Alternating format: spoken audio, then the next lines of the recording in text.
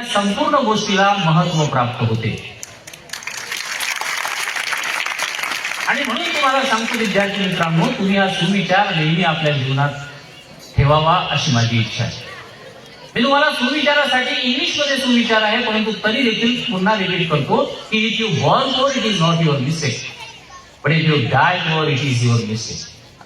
तुम्ही गरीब म्हणून जन्माला आले ही तुमची चूक नाही आहे, तुम्ही कोणत्या धर्मात जन्माला आले ही तुमची चूक नाही आहे, परंतु तुम्ही जीवन जगण्यासाठी आल्यानंतर गरीब म्हणूनच जन्मले, तुम्ही जीवनभर जर काहीच केलं नाही, तुमचा जर लेजिनेस तुमच्या समोर आला आणि तुम्ही जर तसेच मरण पावले, तर मग मात्र तुमची चूक आहे. आणि म्हणून तुम्हाला सांगतो की आपल्या जीवनाचे 4 आधारस्तंभ आज मी तुम्हाला सांगणार आहे. पहिला आधारस्तंभ आहे विकासासाठीचा संघर्ष.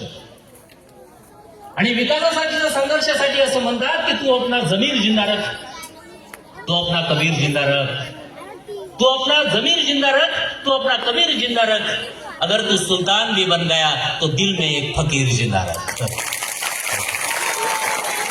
विद्यार्थी मित्रांनो, तुम्ही कुठेही असले, तुम्ही कुठेही गेले तरी देखील जोपर्यंत तुमच्यामध्ये स्ट्रगलिंग स्पिरिट आहे, जोपर्यंत तुमच्यामध्ये जीवन जगण्याची कला आहे, जोपर्यंत तुम्ही असं ठरवता की नाही मला विकासाकडे जायचं आहे, तोपर्यंत तुम्हाला सांगतो की समस्त देवी देवता आणि समस्त चंद्र सूर्य इंद्र हे तुम्हाला हरू शकत नाही. हे या प्रमुख शेरचं सांगणं आहे. आणि तुम्हाला माहिती असेल की आपल्या जीवनाचा दुसरा आधारस्तंभ जर कोणता असेल तर तो आहे विद्यार्थी मित्रांनो वाणी. मी पहिला आधारस्तंभ सांगितला तुम्हाला की विकासासाठीचा संघर्ष, दुसरा आपला आधारस्तंभ आहे वाणी. तुम्हाला माहिती असेल की आपल्या जगतामध्ये अनेक असे तत्वज्ञ येऊन गेले आणि त्या तत्वज्ञांनी आपल्या वाणीद्वारे समस्त जगताला प्रकाशित केले. त्या समस्त जगताला प्रकाशित करण्यामध्ये त्यांनी अनेक सुखदुःख भोगली, तरी देखील आपल्या वाणीद्वारे त्यांनी समस्त जगताला प्रकाशित केले. अब्दुल कलाम असं म्हणतात की तू अपना जमीर जिंदा रख, हे तर झालं, परंतु अब्दुल कलाम असं म्हणतात की अपनी जमीन अपना आकाश पैदा कर. पुन्हा एकदा ऐका, तू अपना जमीन अपना आकाश पैदा कर, तू अपने हर कदम में विश्वास पैदा कर.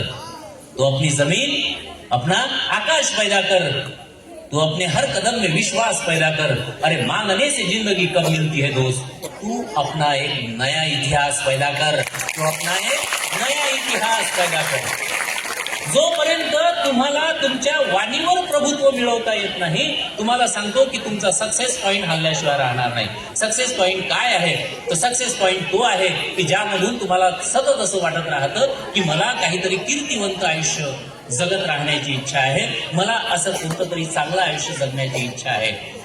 तिसरा आपला महत्वाचा जो पहिला सांगितला विकासासाठी संघर्ष, दुसरा काय सांगितला, दुसरा सांगितला मी तुम्हाला वाणीवर प्रभुत्व असणे फार गरजेचं आहे.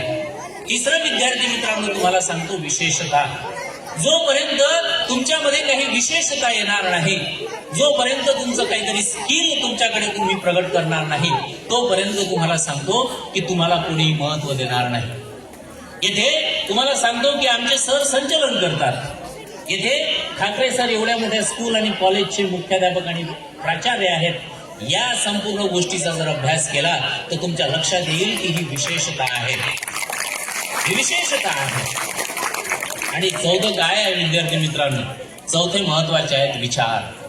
चौथे काय महत्वाचे आहेत? विचार. जर तुमच्याकडे चांगले विचार असतील तर मग मात्र तुम्हाला सांगतो की तुम्हाला कोणी हरू शकत नाही, तुम्हाला कोणी हरू शकत नाही. ज्ञानेश्वर महाराजांना त्यावेळेच्या संपूर्ण ब्राह्मण मंडळींनी एवढा त्रास दिला, तरी देखील संपूर्ण ज्ञानेश्वरीमध्ये त्यांच्याविषयी एकही चुकीचा शब्द ज्ञानेश्वर महाराजांनी वापरला नाही. आणि ज्ञानेश्वर महाराज असं म्हणतात, काय म्हणतात की आता विश्वात्मके देवे येणे वाग यज्ञ तोषावे, तोषोनी मज द्यावे पसायदान. हे झाले तुमचे विचार. हे विचार जोपर्यंत स्वच्छ नाहीत तोपर्यंत तुम्हाला सांगतो की तोपर्यंत तुमच्यामध्ये प्रगतीची आस, तुमच्याकडे जे नवनिर्मितीची जी कास आहे त्याला क्रिएटिव्ह थिंकिंग म्हणतात, क्रिटिकल थिंकिंग असं म्हणतात, ते तुमच्यामध्ये येणार नाही. मागच्या ट्रेनिंगला मी गेलो ठाकरे सर, तिथं मला सांगितलं म्हणजे सर आपला विद्यार्थी इंटरनॅशनल विद्यार्थी झाला पाहिजे. आपला विद्यार्थी कसा झाला पाहिजे? आपला विद्यार्थी इंटरनॅशनल विद्यार्थी झाला पाहिजे. मग मी वर्गात गेलो आणि मग मी वर्गात गेल्यानंतर विद्यार्थ्यांना सांगितलं, म्हटलं विद्यार्थी मित्रांनो, तुम्ही इंटरनॅशनल झाले पाहिजे. आमच्या शाळेत एक अंगद नावाचं पोरग आहे.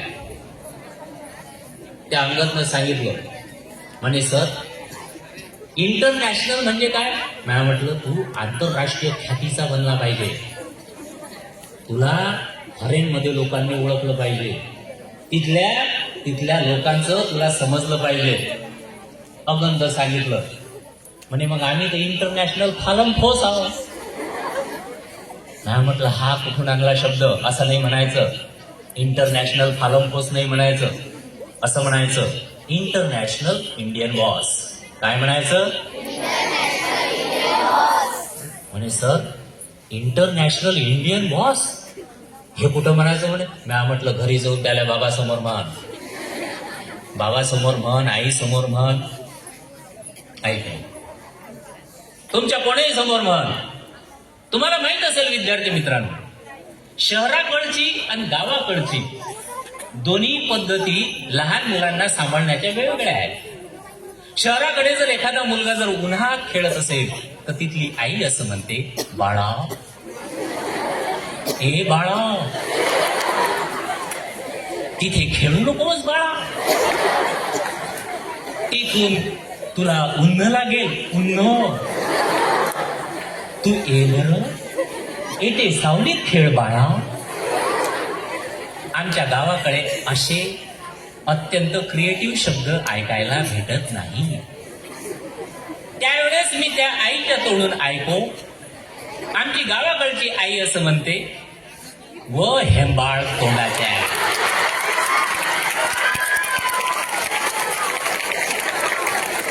आता तुम्हाला सांगतो, आईनं असे अपमान करून ठेवले आहे.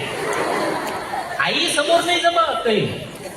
तुम्ही इथंही सांगा ना मला की सर मला डोळे दाखवायचे नाही, पण आईनं, ठाकरे सर तुम्हाला सांगतो, आईनं असे सुधे करून ठेवले आहे.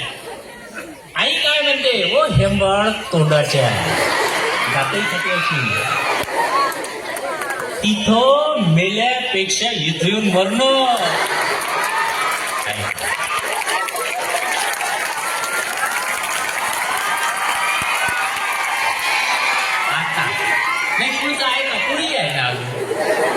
तुम्ही आता एकदम असे उत्साहित झाले तर मग पुढे कसं आहे का? आता त्या पोराले तुम्हाला सांगतो सर, त्या पोराले त्या आईचं ऐकणं भाग पडते. त्याला विश्लेषण करावेसे वाटत नाही की आईने माझा आज अपमान केला, मला आज हेंबाळ तोंड्या म्हटले. मोठी उमेद बा हेंबाळ तोंड्या. हेंबाळ तोंड्या मीन्स स्टुपिड फेसा. आहे की नाही? ज्यांना इंग्लिश समजते त्यांना समजलं बा हे स्टुपिड फेसा म्हणतात मॅडम त्याला. आहे की नाही? अलग अलग फेसा आहेत हे. वाननेर तोंड्या. आहे की नाही? हे तर पदवी सगळ्यात खालची जमून धरा. हे पदवी अशी आहे किती काही भयानक पोट्ट अशी. आता आमचं जे अंगत फार भयानक पोट्ट आहे. मी त्याला फक्त एकच म्हणतो, वाननेर तोंड्या. सगळ्या याच्या समोर अपमान झाला का तो वर्गात एकदम रॉकेट सायन्स सुरू करते आणि त्याला एक भेव दाखवा लागते. हे पाय रॉकेट ठेवी वरते सोडून दे. मग ते विचारते मग काय होईल? मी सांगत असतो मग जाशील वरते रॉकेट फुटील, मग काय होईल? नाही म्हटलं तिथं लोकच नाहीये. मग तू पृथ्वी होशी गोल फिरशील आणि तिथून आवाज द्यायची, बबड्याचा आहे. पहिले तर मला तो बोरगा भोबळे सरच म्हणे. मी लय दिवस विचारात पडलो, म्हटलं याला समजावं कसं गोर्धनचं. आपण भोबळे सर ब्रिटिश काउन्सिलचे रिसोर्स पर्सन, हे बोर्ग सगळी समोर भोबळे सर. तर ते याला समजावं कसं, काय करावं? आता सरनेमाची वेगवेगळी म्हणजे गंमतच असते. एका सरचं तर सरनेम होतं चिमोटे. ते म्हणे एका जणाने चिमोटाने काढला नाही, पण सरनेम आहे म्हणे चिमोटे. एका ठिकाणी कार्यक्रमाला गेलो ठाकरे सर. तिथं अनाऊन्स केलं म्हणजे भोपळ्या सर आलाय. मी तर एकदम म्हणजे असा थरकाप उडाला माझ्या जीवाचा. पण सांगता येत कुणाला बोलणं सांगता येते काय का मध्ये भोपळ्या म्हटलं म्हणून. बरं गंमत अशी बोलते तुम्हाला सांगतो. आता मी जेव्हा 2013 साली ब्रिटिश काउन्सिलचा रिसर्च पर्सन झालो, लोक हे समजे ना एक सर ने बोबडे म्हणजे बोलता येत नाही. मले तुले असे करतो तर मी ब्रिटिश काउन्सिलचा रिसोर्स पर्सन केलं कोण. मी गेलो घरी म्हटलं अगं resource person of British council. Yes are you surprise. ते म्हणत काही सरप्राईज नाही. मिसेस म्हणे तुम्ही मला पाहिलंच आहे म्हणे. मग मी रस्त्याने जात असताना एकदम असं इम्प्रेशन, माझं इम्प्रेशनच कमी केलं. रस्त्यानं जात असताना चौधरी सर इम्प्रेशन न चालणे, इम्प्रेशन न बोलणे. Oh my God what's the people of Achalpur असं बोलणे. एका ठिकाणी चप्पल तुटली होती. मी गेलो चप्पल शिवाले. पत्नी सोबत होती. मी म्हटलं एक्सक्यूज मी, माझी हे स्लीपर तुम्ही शिवून देता का. तो जो होता आपल्या विदर्भात कसं आहे माहित आहे का, मुस्लिम लोक तरी कधी कधी मराठी बोलतात, आपण हिंदी मिक्स मराठी बोलतो. मी म्हटलं हे चप्पल शिवायची आहे. त्यानं थोड्या वेळ माझ्याकडे पाहिलं आणि मेरा डोका खाजोय खाजोय कर रहा है. मी एकदम हकचोक. मैं म्हटलं तुम्हारा डोका खाजोय खाजोय कर रहा क्यों. म्हणे तुमची चप्पल समोरून तुटली नाही, मागून ही तुटली. शिवने की कहां पे है. मैं म्हटलं शिवने की कहां पे है. अरे देवा. मी म्हटलं हे बघा सांभार काका, तुम्ही असं बोलू शकत नाही. तुम्ही असं म्हणायला पाहिजे की अहो तुमची चप्पल कुठे तुटलेली आहे, मी तुम्हाला शिवून देतो का, देऊ का. तो म्हणे ऐसा है सर, मेरे को एक तो कल की झोप आहे. मी तिथेही हपचपत झालो. मी माझ्या मिसेसकडे पाहिलं. म्हटलं याला सांगू काय हो का मी ब्रिटिश काउन्सिलचा रिसोर्स पर्सन आहो म्हणून. पत्नी म्हणे अजिबात सांगू नका, तुमची उतरून घ्या. इंग्लिश बोलता नाही येत ना.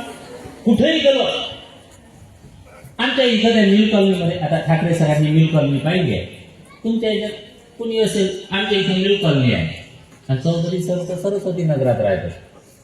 तिथं एक व्यक्ती आला म्हणे बोबडे सर मला तुमचा राग येते. म्हटलं बाप कहू. नाही मोठे इंग्लिश बोलता म्हणे. अरे म्हटलं मला मधातून बोला लागत असते. एक्सक्यूज मी, हाय. काही काही कोरले तो व्हॉट्सअपवर हाय आला का ते कसंच वाटते. हाय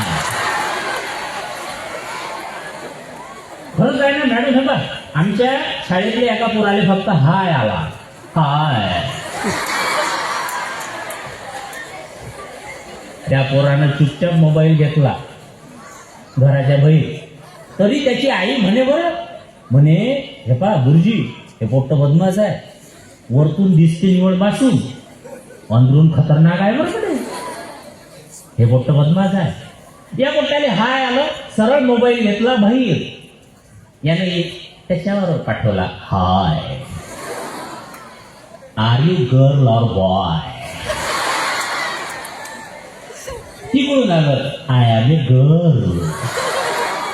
मग काय पुसता पोट्ट्याचा खकाना. मेरा शाळेत आलो तर चमकून चप्पल नवी ना. म्हटलं अभ्यासात मागं पडते हे पोट्ट. 2 दिवसापासून चमकून कसं काय राहिलं. याच्या चेहऱ्याची चमक वाढली आहे का. 2 दिवसानं तिकडून अजून आलं हाय. या पोट्ट्यानं सांगितलं की please visit me at police station. आता एकदम मेसेज गेला पोलीस स्टेशनचा. तिकडून ते जे होतं ज्यानं अकाउंट तयार केलं होतं ते घाबरलं. आता या पोट्ट्याले काय झालं का पोलीस स्टेशन म्हणजे आमच्या अचलपुरात फार मोठी वस्ती आहे, तिथं पोलीस स्टेशन शाळेच्या जवळच आहे. या पोट्ट्याला असं वाटलं का व्हिजिटसाठी बोलावं, यानं पाठवलं पोलीस स्टेशन.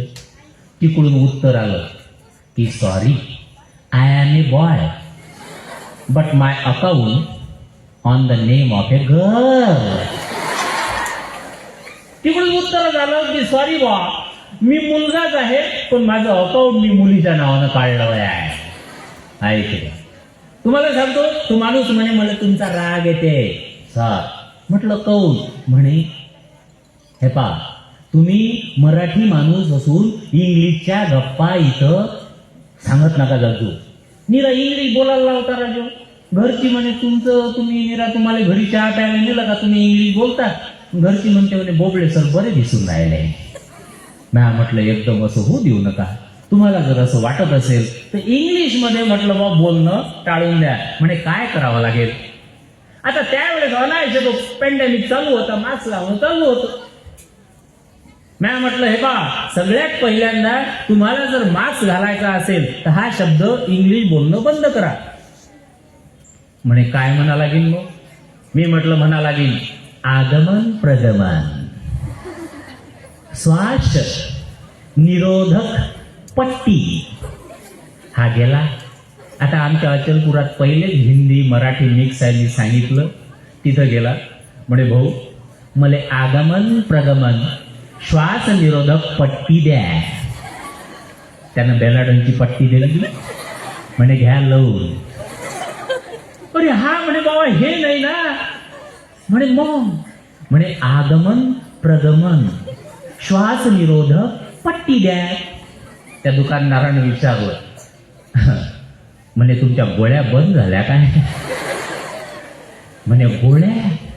हो म्हणे माणूस ज्या बाबती पुराचा पुरा मॅट होते त्या बाबती मार्क्सले असं म्हणते.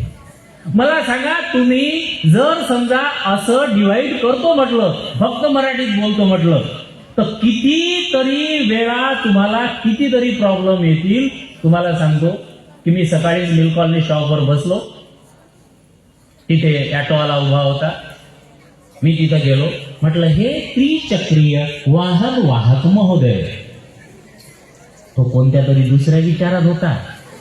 तो गचकन माईकडेच पाहिलं त्याने. म्हणे आपल्या इकडे अजून एक पद्धत आहे.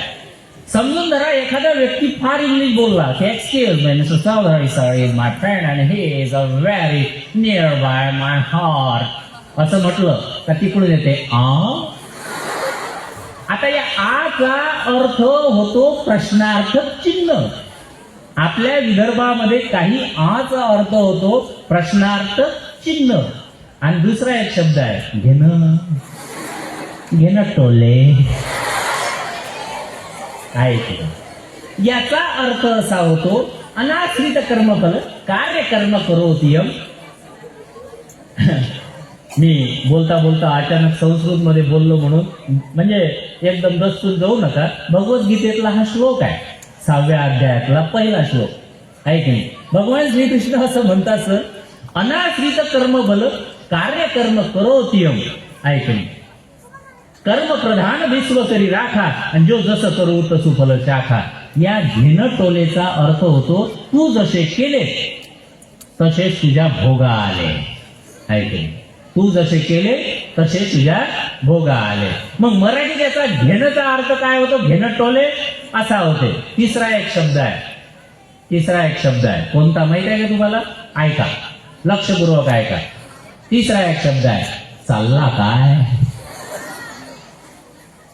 जसा हा शब्द तुम्हाला सांगतो की वेगवेगळ्या टोनिंगनं जर म्हटलं तर त्याचा अर्थही बदलते. समजा ठाकरे सरांनी एखाद्याला पनिशमेंट केली. पनिशमेंट केल्यानंतर वर्गातले पोट्टे विचारतात चालला काय. याचा अर्थ तिकडे जाऊन आता चांगल्या प्रकारे पनिशमेंट आहे. दुसरा एक चालला काय वेगळा आहे. चालला काय मग याचा अर्थ होतो तू कामासाठी चालला आहे. आपला चौथा एक शब्द आहे मराठीतला. चौथा कोणता शब्द आहे? बसले काय? आता हा 4 अर्थानं 4 टोनिंगनं बोलता येते. पहिला शब्द, अरे सर बसले काय, याचा अर्थ होतो विश्रांती. विश्रांतीचे 6 प्रकार आहेत. याचा अर्थ होतो विश्रांती. पण समोरचा व्यक्ती काहीच काम करत नसेल, काहीच काम नाही करून राहिला आणि निवड बसून आहे, त्याला इंग्लिशमध्ये पोटॅटो कोच म्हणतात. तुम्ही जर काय म्हणतात, जर समजा एखादा मुलगा काहीच करत नसेल, फक्त घरी बसला असेल, तर त्याला म्हणतात तो जो आहे की नाही, त्याला म्हणतात पोटॅटो कोच.